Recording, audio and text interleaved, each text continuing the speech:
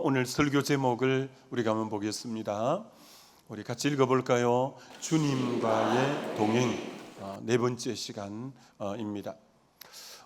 오늘 읽었던 본문 창세기 5장은 아브라함의 족보의 아담의 족보에 대해서 나오고 있습니다. 근데 그 족보는 죽음의 계보입니다. 누가 몇 살 때 죽었더라, 누가 몇 살 때 죽었더라, 죄에 대한 대가로 심판받는 그런 내용이 쭉 나오고 있는데, 스크린에 한번 보여드리면 아담이 930세에 죽고 그 아들 셋이 912세에 죽고, 에노스가 905세, 게난이 910세, 마할랄렐이 895세, 야렛이 962세. 그런데 에녹은 죽었더라인데 에녹은 죽지 않고 하늘로 옮기심을 받았다라고 말하는 거예요.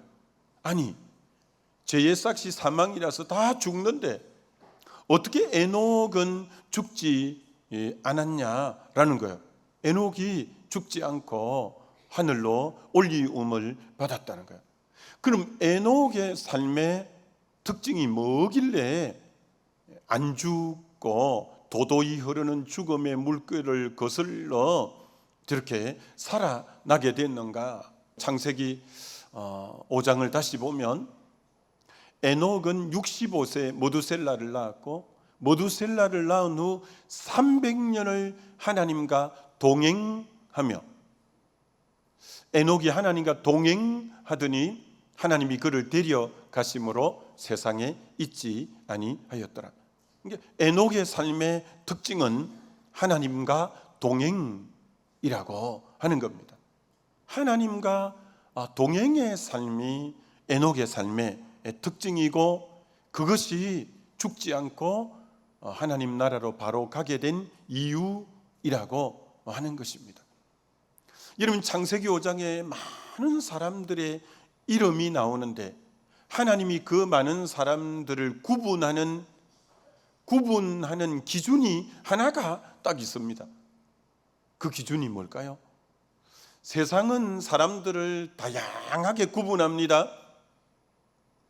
성공한 사람, 실패한 사람, 가진 사람, 못 가진 사람, 배운 사람, 못 배운 사람, 이쁜 사람, 그렇지 않은 사람, 하여튼 여러 가지로 세상은 할 수만 있으면 이렇게 기준을 가지고 사람을 이렇게 구분하는데, 근데 성경은 딱 구분하는 기준이 하나인데, 그 하나가 뭐냐? 하나님과 동행하는 사람인가, 하나님과 동행하지 않는 사람인가로 구분한다는 거예요. 놀라운 것입니다. 여러분, 세상이 여러분을 구분하는 거기 신경 쓰지 말고, 하나님이 여러분을, 사람을 보실 때 보는 기준이 하나인데, 저 사람의 인생이 하나님과 동행한 삶을 살아왔는가, 하나님과 동행하지 않는 삶을 살아왔는가로 하나님은 딱 구분하신다라는 거예요.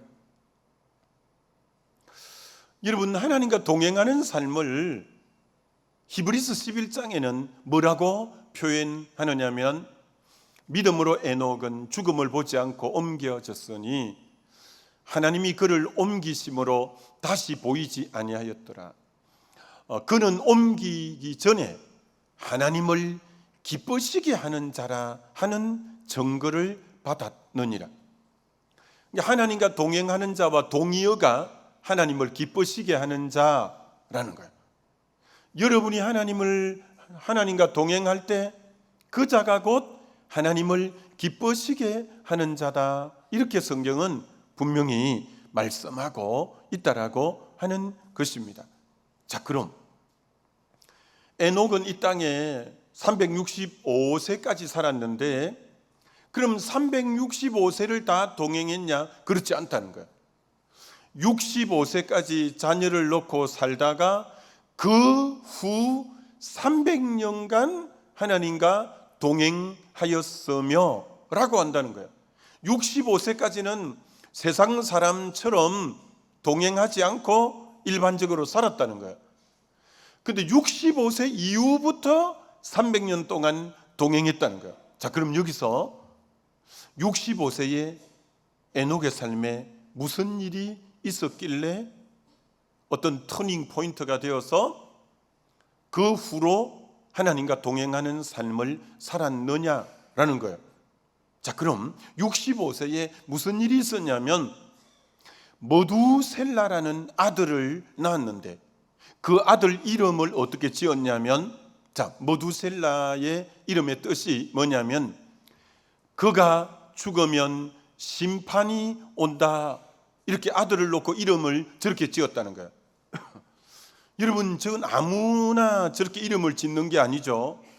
아들을 낳았는데 이름을 그가 죽으면 심판이 온다. 실제로 저 말씀대로 머두셀라가 죽던 해, 머두셀라가 죽고 나서 바로 노아 홍수 심판이 터진 거죠. 그럼 정확하게 수백 년 뒤에 일어날 일을 에녹이 알았던 거예요. 어떻게 알았을까? 어떻게 알았을까?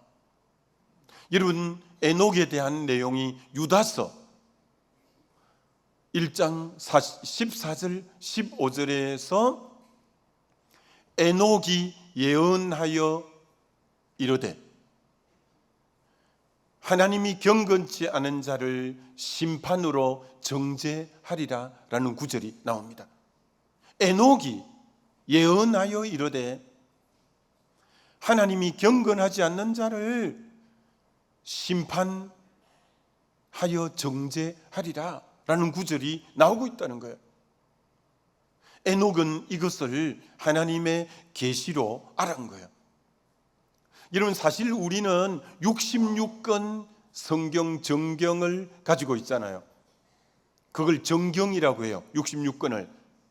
근데 이거 외에 성경이 있는 거 여러분 아시죠? 그걸 외경, 또 어떤 책은 위경이라고 하는데 외경에 에녹스가 있어요.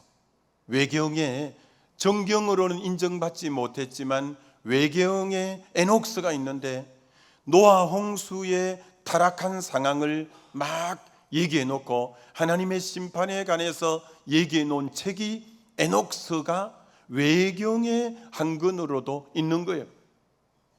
그래서 에녹은 하나님의 계시를 받아 영의 눈이 뜬 거예요. 이 세상은 영원하지 않다. 공의로운 하나님이 반드시 이 세상을 심판한다 라는 것을 알았던 거예요. 그때부터 우리 삶이 영원하지 않고 끝이 있구나. 그때는 900 몇 세까지 사니까 여러분 900 몇 세를 살면 조선 500년, 고려 500년, 막 조선시대, 고려시대까지 다 사는 거예요. 얼마나 오래 사는지 몰라요. 그러니까 그들은 영원히 사는 것처럼 착각하고도 남을만 하죠. 얼마나 오래 살았는데요. 그런데 에녹은 알았다는 거예요. 우리 삶은 영원하지 않다. 반드시 삶의 끝에 하나님의 공의로운 심판이 있다라는 것을 하나님으로부터 이제 말씀을 받게 되고 영의 눈이 뜨여지면서 내 삶 이렇게 살았으면 안 되겠구나. 그래서 하나님과 동행하는 삶을 그때부터 살게 되어졌다는 거예요. 믿음에 많은 사람이 동행하는 삶을 살은 사람이 많은데 그들 인생에도 새로운 터닝 포인트가 있을 때 동행하는 삶을 살았어요.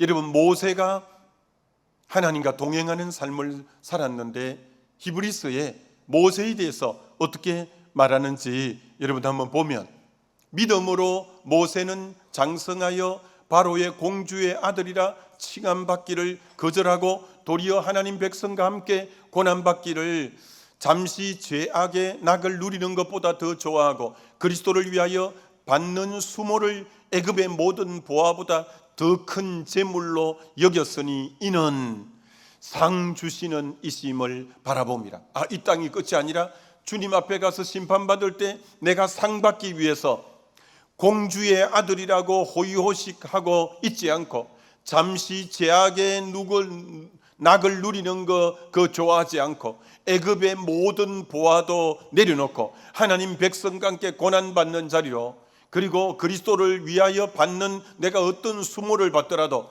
주님을 따라가야 되겠다고 모세가 딱 인생의 전환점이, 깨달음이 딱 온 거예요. 우리 분명히 주님 앞에 가서 상 받을 날이 있구나. 그러기 위해서 내가 공주 아들이라고 그대로 있어서는 안 되겠구나. 잠시 제약의 낙이 즐겁다고 여기 빠져 있어서 안 되겠구나. 야, 내가 애굽의 모든 보화 물질이 넉넉하다고 여기서 주지 육림을 즐겨서 안 되겠구나 하고 고난받는 자리로, 그리스도인으로 그리스도를 위하여 수모받고 핍박받는 자리로 가서 내가 진짜 주님과 동행해야 되겠구나라고 그렇게 했다는 거예요. 여러분 중에 동행하지 않는 사람은, 세상을 사랑하는 사람들은 삶이 영원하다고 보고 공의로우신 하나님의 심판에 대한 자각이 약하기 때문에 여러분이 동행하지 않고 세상에 빠져 있는 거예요. 우리 인생이 머지않아 끝이 올 거고 반드시 공의로운 하나님의 심판이 있을 것을 생각한다면 어떻게 오늘 세상에 마음 내려놓고 살겠다는 말입니까? 동행할 수밖에 없는 거죠.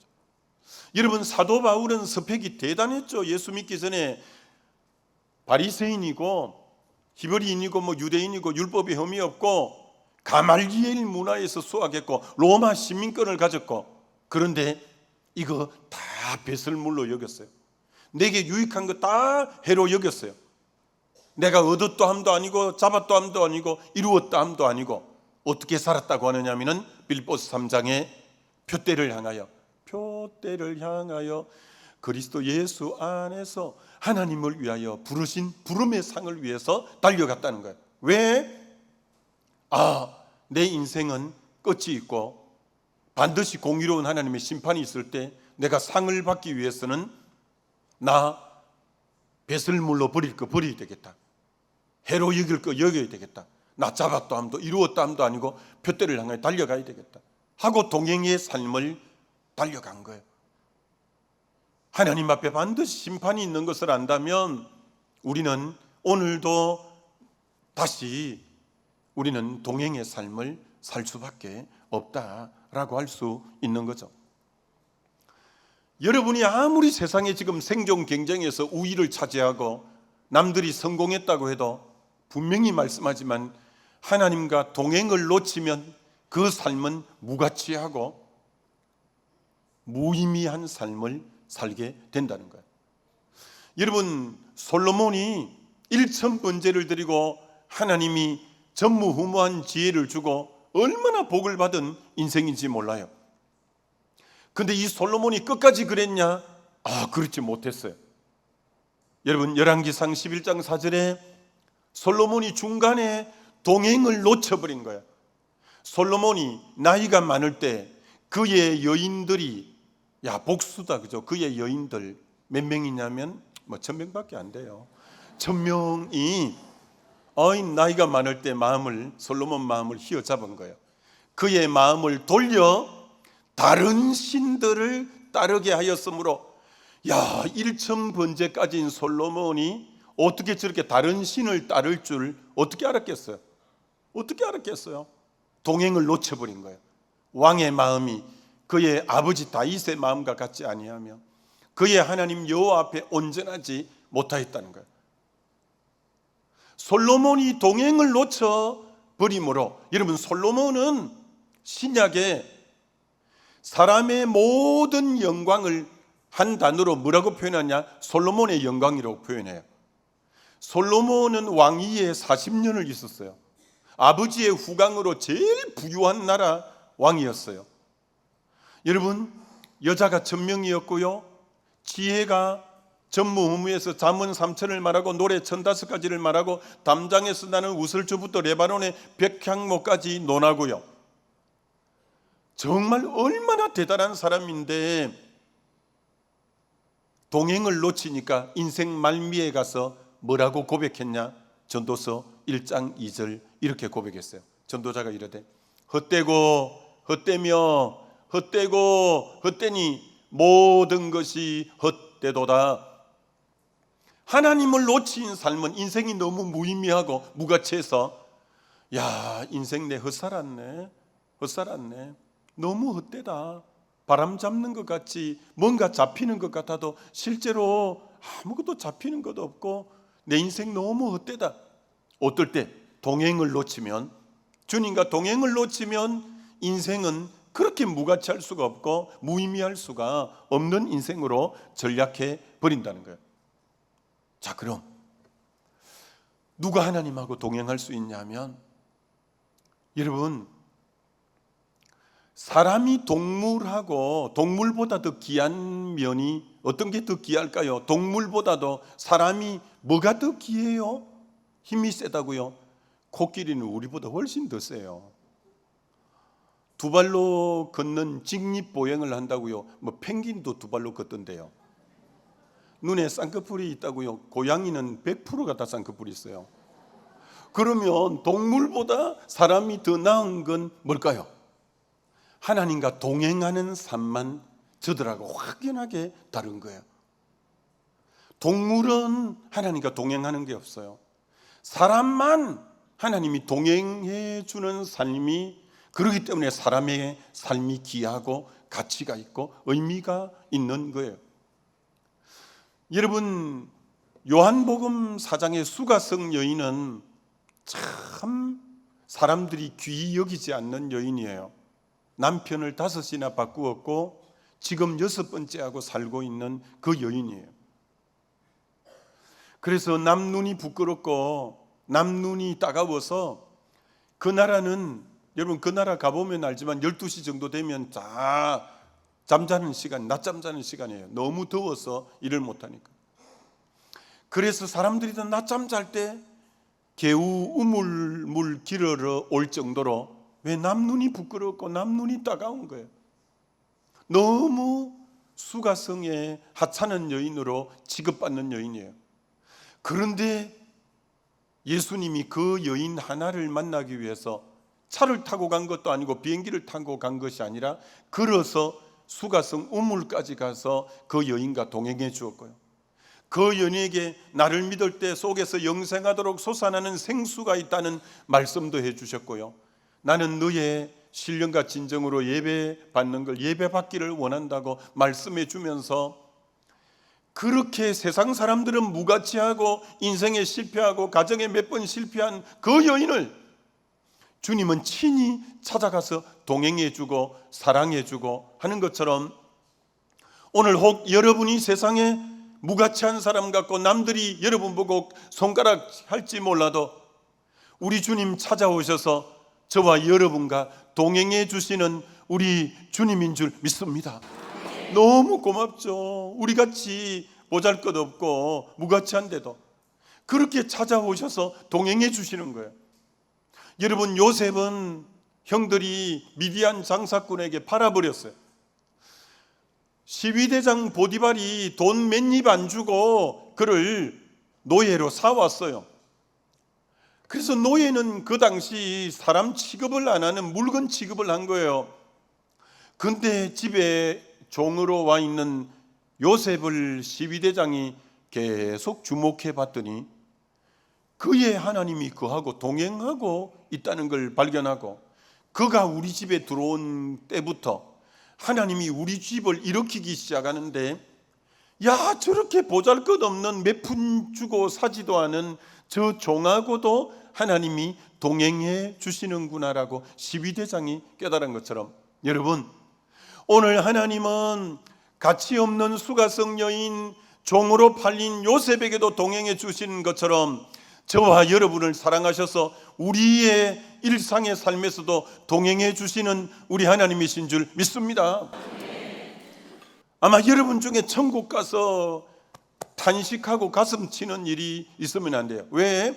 천국 가봤더니 영의 세계가 다 열려서 알겠는데, 보좌에 계신 주님이 우리가 이 땅에 살 때 함께 동행해 주셨구나.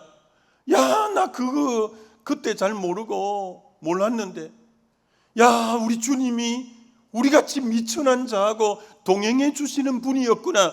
여러분 그때 가서 후회하지 말고 또 못 들었다 하지 말고 오늘 말씀드립니다. 하나님은 여러분의 일상에 여러분과 동행해 주시는 우리 주님이신 줄 믿습니다. 제가 지난주에 어떤 목사님하고 식사를 한번 좀 대접해야 되겠다라는 생각이 들어서 어떤 목사님과 식사를 했어요. 제가 자세히는 말씀드릴 수 없지만 우리 은혜의 동산을 이번에 하시는 목사님들이 한 15분 미자립교회 목사님들이 같이 이 훈련을 받고 하는데 그 중에 한 분인데 아니 목사님이 너무 기가 죽어 있고 너무 보니까 인상이 안 좋고 그런 거예요. 그래서 아무래도 그 사정을 알아봤더니 그 8년 정도 작은 교회 담임 목사님을 했는데 하여튼 그 교회가 교회가 부흥이 안 된다고 여러 가지 모습으로 너무 목회 스트레스를 받고 이분이 새벽 기도를 인도하시다가 쓰러지신 거예요. 뇌출혈이 일어나서 일주일 동안 병원 있고 몸을 개우 추스렸는데 성도들이 교회 부흥을 못 시킨다고 나가라고 장로님들이 그래가지고 이분이 나가서 다음 길도 열리지도 않았는데 사임하고 온 거예요. 그래서 너무 이분이 힘들어서 남들 앞에도 부끄럽고 그래서 기가 죽어갖고 그렇게 은혜의 동산을 하시는 거예요. 그래서 내가 아무리 바빠도 이분은 좀 위로하고 격려해 줌이 필요하겠다 해서 식사를 대접하고 좀 들어드리고 했는데 이분이 마지막에 뭐라고 하냐면 이렇게 말씀하는 거예요.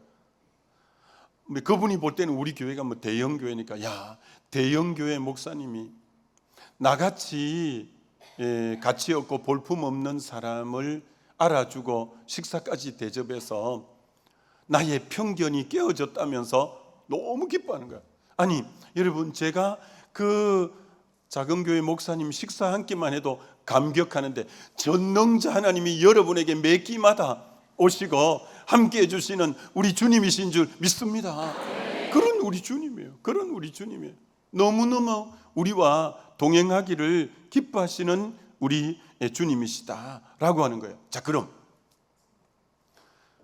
에녹이 언제 동행했냐라는 거예요. 300년 동안 하나님과 동행할 때 그가 자녀를 낳고 300년 동안 동행했다 했을 때 에녹이 동행한 것은 산 속에 가서 속세를 떠나 거기서 잠잠히 산 속에 있으면서 동행한 게 아니에요.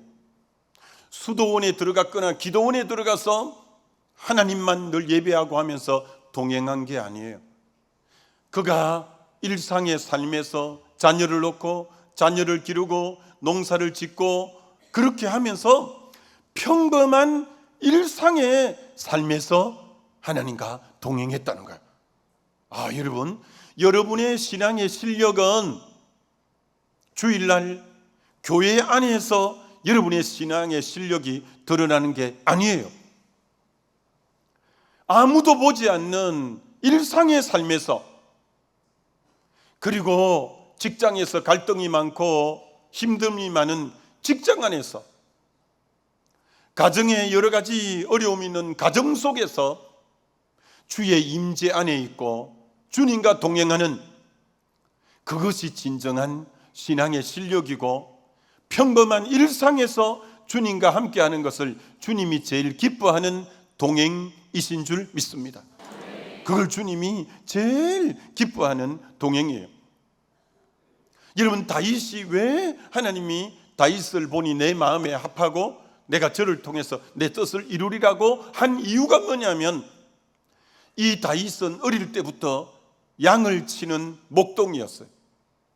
양은 그만 저 들판에 내놓으면 자기들끼리 풀을 뜯어먹고 있지만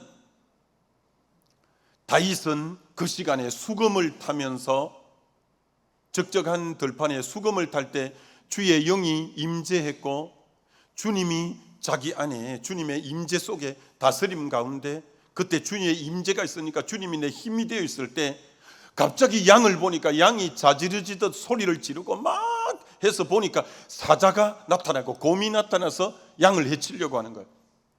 주의 임재 가운데 있었기 때문에 나가서 사자를 쳐 죽이고 곰을 쳐 죽이고 양을 보호했다고 시편에 그렇게 말씀하고 있는 거예요. 일상의 삶에 늘 주님 안에 임재 가운데 다스림 속에 있어서 자기 양떼를 다 보호한 거예요. 아버지가 어느 날 다윗아, 너 형 셋 전쟁에 나갔으니까 형들 잘 있는가 좀 알아보고 여기 지금 볶음 곡식하고 이런 거 좀 갖다 주고 오니라 이러는 거예요. 아버지 말씀에 심부름하기 위해서 전장에 나갔는데 골리앗이 하나님을 모독하고 있어서 그건 심부름하러 간 일상이에요. 근데 일상에서 주의 임재 안에 다스림 속에 있었던 다윗이기 때문에 만군의 여호와 이름으로 내가 나간다고 하면서 나가서 그 골리앗을 이기고 나라를 위기에서 구해낸 것도 특별한 날이 아닌 아버지 심부름하러 간 일상이었다는 거예요. 여러분, 일상 속에 늘 주님의 임재 가운데 있으므로 동행하는 저와 여러분 되시기를 주의 이름으로 축원합니다. 그걸 하나님이 너무 기뻐하는 거예요. 여러분, 가나안 전쟁을 통해서 가나안 칠족속을 몰아냈는데 그 가나안 칠족속을 몰아낼 때 힘들었을까요? 그렇지 않아요. 왜? 동행해서 주님이 함께하기 때문에 가나안 첫성 여리고성을 이길 때 나와 동행하는 주님이 하루에 한 바퀴씩 돌고 7일째는 7바퀴 돌아라 그랬더니 그만 여리고성을 접수했어요. 아이성을 점령할 때는 하룻밤을 매복하고 있다가 그 다음날 군사를 반으로 나누어서 이제 앞에 도망가는 것처럼 하고 그럼 아이성 군대가 나올 때 나머지 반이 들어가서 그 성을 점령해라. 그래서 그만 주님과 동행하면서 말씀해 주시는 대로 해서 이겼어요. 여러분, 일상에서 주님과 동행하면 어떤 큰 일도 주님이 함께함으로 가뿐하게 승리하게 되어지는 줄 믿습니다. 절대 그게 힘든 일이 아니었어요. 동행만 하면 그 모든 일들은 되는 것이죠. 여러분, 예수님은 태어나기로는 베들레헴에서 태어났어요. 근데 헤롯이 예수님을 죽이려고 해서 어디로 피난 갔냐면 애굽에 피난 가서 살았어요. 그리고 그 헤롯이 죽고 나서는 나사렛에 고향 나사렛에 올라오셔서 30년간 목수의 아들로 지내셨어요. 예수님을 부를 때 이렇게 부르는 거 주님이 원치 않아요. 베들레헴 예수 그거 아니에요. 애굽 예수 그거 아니에요. 예수님은 뭐라고 불러주길 원하냐면은 나사렛 예수. 평범한 날 일상에서 목수하면서 아버지 어머니와 같이 함께 산 여러분, 우리 예수님은 우리 일상의 평범한 날 함께 살아주시는 나사렛 예수가 우리가 믿는 예수님인 줄 믿습니다. 이건 너무 귀한 말이에요. 예수님은 나사렛 예수라는 것은 평범한 일상에 우리와 함께 해주시는 주님이라는 뜻이에요. 여러분의 내일부터 시작되는 그 일상의 삶에 우리 주님은 여러분과 동행해 주시기를 기뻐하는 우리 주님이신 줄 믿습니다. 여러분, 동행이 돼야 여러분이 승리의 삶이 되는 거예요. 여러분, 창세기 요셉이 보디발의 아내가 그 참 아줌마가 좀 이상한 아줌마인데 이 아줌마가 이 요셉에게 한 번만 그랬으면 내가 넘어가려고 했는데 날마다 동침하자고 요구했대요. 날마다. 그 참 아줌마 진짜 날마다 동침하자고 한 거요. 날마다. 근데 이 아줌마가 동침하자고 할 때 이렇게 말하는 거예요. 이 지금은 집은 빈집이다. 아무도 사람이 없다. 너하고 나하고만 있다. 그러면서 동침하자는 거예요. 근데 요셉이 뭐라고 했냐면 요셉은 하나님과 동행이 지금 실제가 되고 있잖아요. 어떻게 하나님 앞에서 득죄하겠습니까? 죄를 얻겠습니까? 동행의 삶이 유혹에서 자기를 지킨 거죠. 그러니까 안 믿는 보디발의 아내는 당연히 고리 생각한 거죠. 야, 니캉 내캉 밖에 없다 이렇게 봤지만 동행의 실제가 된 그는 어떻게 하나님 앞에서 죄 짓겠습니까?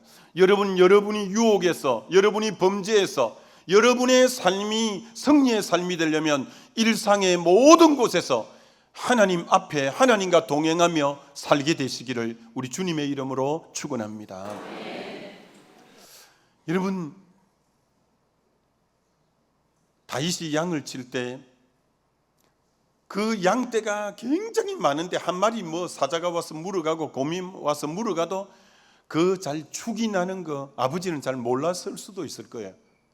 그러나 아버지가 나를 믿고 맡겨놓은 양떼이기 때문에 사자가 왔을 때, 곰이 왔을 때 생명 걸고 나가서 싸워서 해치우고 양이 하나도 손실이, 아버지가 맡겨놓은 양떼의 손실이 안 되게끔 보호하고 지킨 거예요. 굉장히 충성된 거예요. 여러분, 충성은 하나님과 동행하는 삶을 살 때, 아버지 앞에 살 때 사람의 눈가림으로 하지 않고 처세술로 하지 않고 하나님 앞에 우직하게 충성되이 감당하는 거예요. 여러분, 여기 지금 구역장들 계시죠? 기관의 임원들 계시죠? 우리 교구장 목사님들 계시죠? 또 저 역시 하나님과 동행할 때 누가 보든지 말든지 내게 이 교구를 맡겨주셨다, 내게 이 구역을 맡겨주셨다, 내게 이 기관을 맡겨주셨다. 그렇게 해서 영혼들을 위해서 중보하고 영혼들을 찾아보고 영혼들을 위해서 말씀을 준비하고 하면서 지극정성으로 돌아보는 그 충성은, 제가 일일이 어떻게 계속 무슨 장치를 하고 삐삐삐삐 하면서 뭐 하고 있는지 그거 어떻게 다 돌보겠어요. 여러분, 하나님과 동행할 때 충성이 나오고 신실함이 나오고 정직함이 나오고 그렇게 되어질 줄 믿습니다. 그렇지 않고 동행이 실제가 안 되는 사람은 그만 사람이 눈가림으로만 사람 있으면 좀 하는 것처럼 하고, 그만 사람이 보이는 앞에서 처세에만 능하려고 하고, 그 진정한 충성과 헌신과 신실함이 찾기 힘든 이유는 동행이 안 되면 그럴 수밖에 없어요. 동행이 안 되면. 저와 여러분은 하나님 앞에 동행함으로 어떤 상황에도 여러분은 충성되다, 신실하다, 정직하다, 이런 저와 여러분 되시기를 주의 이름으로 축원합니다. 여러분, 하나님이 사울을 초대 왕으로 왜 뽑았고 세웠을까요? 초대 왕으로. 사울이 아버지 기스가 암나기를 잃어버려서, 사울아, 우리 재산 목록 1호인 이 암나기가 집을 나갔다, 네가 좀 사환들 데리고 가서 좀 찾아보거라. 보통 집 아들 같았으면 하루 종일 찾아보고 없으면 와서 아버지 없습디다, 아무리 찾아봐도 발이 지금 불이 나는데도 없습디다. 근데 사울은 그렇지 않았어요. 3일 길을 온 사방 갔을 것이 짐작되는 곳에 다 사사시 찾았는데도 암나기를 못 찾았어요. 3일이 지나려고 하니까, 그때 몇 핸드폰이 없고 이러니까 암나기는 고사하고 우리가 사라진 것 때문에 아버지가 더 걱정하시겠다 하면서 돌아오는 거예요. 그래서 너무 아버지 말씀에 순종하고 충성된 모습을 본 거예요. 여러분, 부모에게 공경하는 것은, 이런 부모의 공경은 10계명 중에 5계명이에요. 1계명부터 4계명이 잘 된 사람, 1계명 4계명 하나님을 사랑하라는 부분이 잘 된 사람이 부모 공경부터 사람에게 잘하는 거예요. 사울이 부모 공경한 것은 그저 잘한 게 아니라 1계명에서 4계명이 잘 돼 있다는 걸 하나의 나타나는 것이고, 그리고 일상의 삶에 아버지 말씀에 순종 잘하는 그 모습을 하나님이 귀하게 보고 왕으로 세워놔도 잘하겠구나 해서 왕으로 기름 부었어요. 다윗을 기름 부은 이유는 사무엘이 2세 집에 갔을 때 나머지 7은 다 집에 있었지만 그 시간대도 막내 8째 말째인 다윗은 양을 치고 있었어요. 하나님은 그 충성된 한 사람 위에 기름을 부었어요. 이들은 다 생활이 바로 된 사람이에요. 여러분, 하나님이 예수님 보고 이렇게 말씀한 적이 있거든요. 이는 내 사랑하는 아들이요 내 기뻐하는 자라. 그때는 예수님이 아직 공생에 출발하지 않을 때예요. 세례 요한에게 세례를 받고 물 위에 올라오셔서 기도하시니 하늘이 열리고 성령이 비둘기같이 임하고 하늘에 소리 있어 가로되 이는 내 사랑하는 아들이요 내 기뻐하는 자라고 주님을 보고 그렇게 기뻐하고 사랑한다고 한 것은 30년 동안 묵묵히 생활하신 생활을 봤지 아직 사역은 안 했다니까요. 사역을 보고 내 너 사랑한다, 내가 너를 기뻐한다고 한 게 아니라 잠잠히 잘 살아준 생활이 뒤에서 주님이 너는 내 사랑하고 내 기뻐한다, 내가 너를 기뻐한다고 말씀한 거예요. 우리 주님은 사역도 귀하게 여기지만 생활 속에 사역이 나오는 것이니까 여러분이 일상의 생활에서 주님과 동행하여 살기를 주님의 이름으로 축원합니다. 그거 하나님 귀하게 보셔요. 제가 아브라함의 삶을 묵상하는데 아브라함의 삶은 창세기 12장에서 나왔다가 25장의 죽음으로 끝나요. 근데 하나님이 아브라함의 삶에 집중하는 것은 사역이 아니라 생활이라는 것을 제가 알았어요. 사역은 두 가지밖에 없더라고요. 14장에 자기 조카 롯이 소돔 고모라 전쟁에서 사로잡혀 갔을 때 평소에 길리고 연습하는 318명을 가지고 가서 사역해서 찾아오는 사역 하나가 있고, 소돔 고모라가 불로 멸망한다니까 중보기도, 그를 위해서 중보기도 하는데 의인 50명, 40명, 30명, 20명, 10명 6번 중보기도해서 자기 조카 롯을 살려내는 중보기도 사역. 사역은 아브라함의 삶에 두 가지밖에 안 보여요. 근데 나머지는 다 생활이에요. 생활인데 어떻게 생활하냐? 100살이 되어서 이삭도 드디어 얻었어요. 여러분, 아브라함의 아내는 얼마나 이뻤냐면 바로에게, 아비멜렉 왕에게, 두 왕에게 빼앗길 정도로 절세 미인이었어요. 자기 옆에는 약속의 자녀인 이삭도 얻었고 절세 미인인 아내도 있고 재물도 거부가 됐고, 그때 아브라함 생활인데 뭐 했냐면 브엘세바에 내려가 영생하는 하나님을 부르면서 그렇게 주님과 친밀하게 주님과 동행하는 삶을 잘 살았던 이가 아브라함이에요. 아브라함은 생활이 주님과 동행하는 삶이었어요. 그래서 주님과 너무 친하게 지내고 친밀하게 지내니까 아브라함에게 하나님이 이렇게 야고보서 아브라함 보고 이렇게 말했어요. 이사야도 그랬고 이에 성경에 이런 바 아브라함이 하나님을 믿으니 그것을 의로 여기셨다는 말씀이 이루어졌고 그는 하나님의 벗이라 칭함을 받았나니. 얼마나 하나님을 가까이 했기 때문에 너 내 친구다, 너 나하고 너무 가까이 지내는 친구다고, 너는 나의 벗이다. 이사야도 나의 벗 아브라함의 자손아. 얼마나 일상의 삶에서 하나님을 가까이 하고 친밀히 했기 때문에 넌 나의 벗이야, 넌 나의 친구야. 저는 몸된 교회에 속한 근속 여러분들이 주님과 일상에서 그렇게 지금 자녀도 얻었고 아내도 있고 부요하고 평안하고, 그런데도 늘 하나님과 영생하는 하나님을 부르면서 하나님을 가까이 함으로 하나님의 벗이라 친구라 일컬음 듣는 저와 여러분 되시기를 주님의 이름으로 축원합니다. 여러분, 엘리야가 실패한 이유는 갈멜산의 사역의 850대 1의 영적 전투에 승리하고, 사역에 승리했으면 빨리 뭘로 돌아가야 되냐? 생활로 돌아가야 돼요.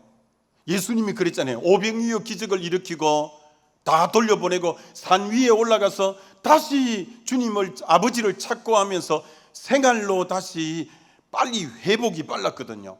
근데 엘리야가 이것이 사역에 붕 떠 있고 생활로 빨리 들어가지 않으므로 그가 이제 침체하고 영적 번아웃이 되고 그렇게 됐잖아요. 여러분, 생활이 얼마나 귀한가. 여러분, 히스기야 왕이 큰 위기를 두 번 맞이했는데, 한 번은 아수르가 18만 5천 명의 대군을 이끌고 왔는데 너무나 적이 많아서 중과 부적이 어떻게 할 수가 없어요. 여인이 아기를 낳는데 해산할 힘이 없다는 것처럼 자기는 너무 무기력하다는 거예요. 그래서 하나님만 전적으로 의지했는데 하나님이 18만 5천 명을 다 진멸시켜서 대성을 거두었어요. 나라를 위기에서 건져냈어요. 또 죽을 병이 들어서 유언을 남기고 죽어라, 당신 이제 끝났다.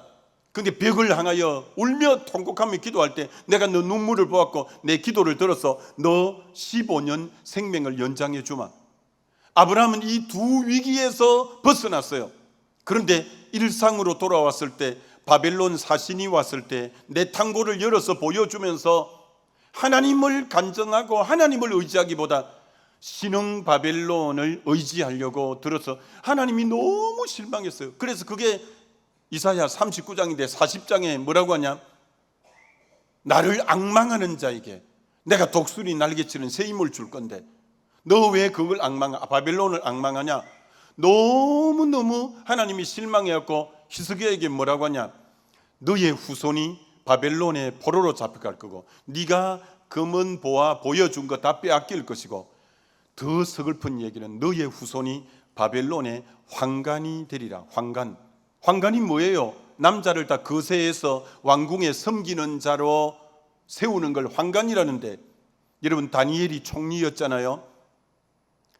다니엘은 가정을 이루지 않았어요. 그렇게 대단한 다니엘인데 많은 신학자 중에 많은 분들은 다니엘이 황관이었을 거라고 보는 경우가 많죠. 왜? 조상 이 히스기야가 동행을 놓쳐버림으로 그 안 좋은 결과가 후손에게 미친 거예요. 오늘 여러분이 왜 동행해야 되냐? 여러분이 동행하지 않으면 그 여파가 후손들에게 아주 안 좋게 흘러가는 거예요. 저는 자주 축원합니다. 여러분이 동행의 삶으로 자식들이 조금 흔들리더라도 여러분이 하나님 앞에 바로 산 것 때문에 자녀가 축복되고 자녀가 위기에서 건진받고 잘 되어지는 역사가 있게 되시기를 주의 이름으로 축원합니다. 아무쪼록 오늘 이 동행 은혜 속에서 우리는 주님과 동행하는 시간만 하나님 앞에 인정받는 생활이에요. 동행하지 않으면 아무리 많이 살아도 매네 대길 우바르신 하나님의 저울에 달려 가벼운 거예요. 여러분이 오늘 우리에게 주어진 것은 오늘밖에 없어요. 오늘이라는 시간 속에 깨어서 우리 주님과 늘 가까이 하고 동행해 감으로 여러분의 삶이 주님과 함께 사는 승리의 삶이 되시기를 우리 주님의 이름으로 축원합니다.